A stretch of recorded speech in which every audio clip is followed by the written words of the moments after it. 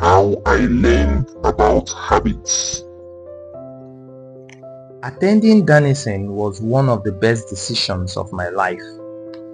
I earned a spot on the baseball team, and although I was at the bottom of the roster as a freshman, I was thrilled. Despite the chaos of my high school years, I had managed to become a college athlete. I wasn't going to be starting on the baseball team anytime soon, so I focused on getting my life in order.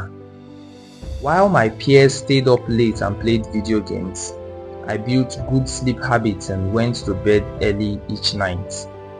In the messy world of a college dorm, I made a point to keep my room neat and tidy. These improvements were minor, but they gave me a sense of control over my life. I started to feel confident again, and this growing belief in myself rippled into the classroom as I improved my study habits and managed to earn straight A's during my first year. A habit is a routine or behavior that is performed regularly, and in many cases, automatically.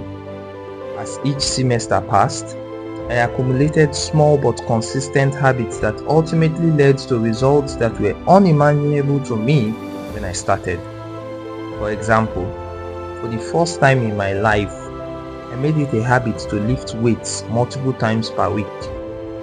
And in the years that followed, my 6 foot 4 inch frame bulked up from a featherweight 170 to a lean 200 pounds. When my sophomore season arrived, I earned a starting role on the pitching staff. By my junior year, I was voted team captain, and at the end of the season, I was selected for the all-conference team. But it was not until my senior season that my sleep habits, study habits, and strength training habits really began to pay off. 6 years after I had been hit in the face with a baseball bat, flown to the hospital and placed into a coma, I was selected as the top male athlete at Denison University and named to the ESPN Academic All-American team, an honor given to just 33 players across the country. By the time I graduated, I was listed in the school record books in 8 different categories. That same year, I was awarded the university's highest academic honor, the President's Medal. I hope you forgive me if this sounds boastful. To be honest, there was nothing legendary or historic about my athletic career.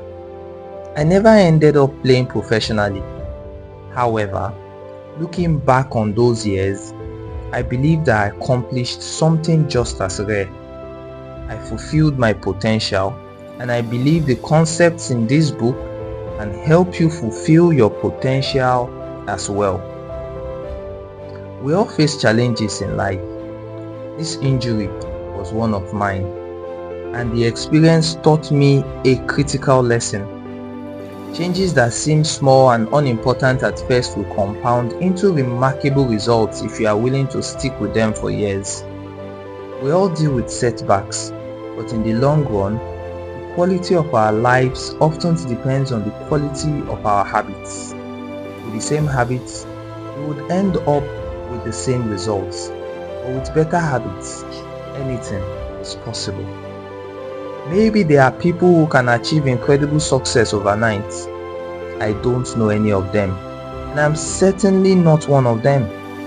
There wasn't one defining moment on my journey from medically induced coma to academic All-American. There were many. It was a gradual evolution, a long series of small wins and tiny breakthroughs. The only way I made progress, the only choice I had, was to start small.